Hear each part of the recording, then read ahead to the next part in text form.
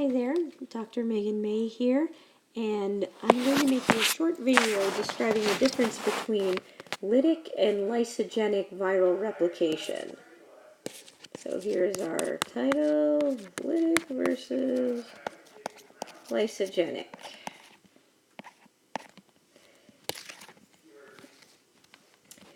Alright, so in one of the previous videos that we assigned, we discussed the lytic cycle and what that means. So think back to it, and the key that you saw was that you had a host cell, it was infected by a virus, and that virus popped its genome in, made a zillion copies of itself, and then went on to kill the cell in one way or the other, either by having a whole bunch of viruses bud out of the surface, or have them fill the virus up so much that, fill the host cell up so much that it just blew up and exploded. And then ceased to exist anymore. And these guys went off and infected new cells. So, that was the lytic cycle. What I'm going to talk about in this video is the lysogenic cycle. In this instance, what happens is that you have a virus that is capable of infecting a cell. We'll make this guy green. Obviously, drawing not to scale. And when its genome gets injected into the host cell, something kind of unique happens. Instead of it being transcribed and translated right away, ensuring viral replication, it actually incorporates itself into the host genome, and it just sits there quietly. And so what happens is that this cell divides and divides some more, and each time that happens, that viral genome is being replicated along with the host genome. But it isn't actively producing new viruses and killing the cells. These cells are perfectly alive and happy. This period right here, this is called the lysogenic cycle, or this is called latency. Clinically, the way this looks in a patient, if they were infected with such a virus, is that they look perfectly healthy. There are two very, very well-known examples of viruses that do this in human medicine. One is herpes simplex virus, either 1 or 2. That would be either the cold sore version or the genital lesion version. And the other is HIV. So when a patient is infected with herpes simplex virus in its latent phase, they're perfectly healthy. They're not having either genital sore outbreaks or cold sores.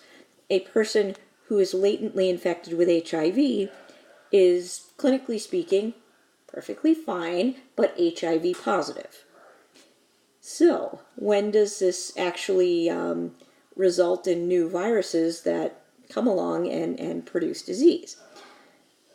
Well, at some point, there's some kind of stimulus. Sometimes, particularly with herpes viruses, it can be something as simple as changes in the weather, changes in diet, changes in your immune status for whatever reason.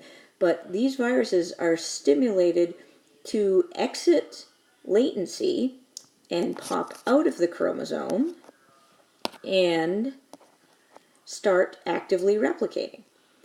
And at this point, they enter the lytic cycle. Progeny viruses are made, and then this cell goes through the process, wrong color.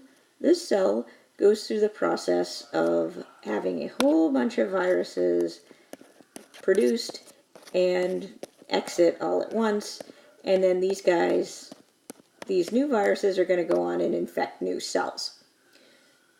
Clinically, what this looks like, as you could imagine, is that this results in sick people. So if you're looking at herpes, this is a person who's going to be having a herpes outbreak. Eek. Writing with a stylus is harder than writing with a pen, I find. This is a person who's having a herpes outbreak or having cold sores. And in this case, this is a person who goes clinically from being HIV positive to having AIDS.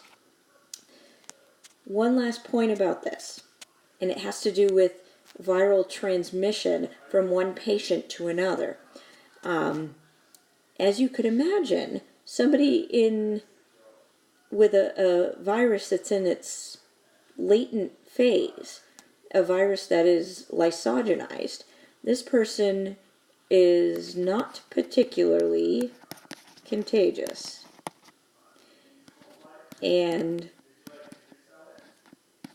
there's very low level of transmission here. This person, on the other hand, who's having Lytic cycle infection, these guys are quite contagious and have a much higher level of transmission. So there you have it. Lytic cycle is immediate. Lysogenic cycle is delayed. And what you have to know is that viral replication does still happen. It just happens as a consequence of cell replication, host cell replication. And then at some point, after some kind of stimulus, some kind of stress on those host cells, those viruses can and do enter the lytic cycle. And then at that point, actual clinical disease is produced. The final thing that we want to take away from this is that people with lysogenized viruses, they are perfectly infected, but they are not particularly contagious, whereas these guys that have these viruses in the lytic cycle, they are equally infected, but they are far more contagious. All right. Thanks very much. Hope that helped.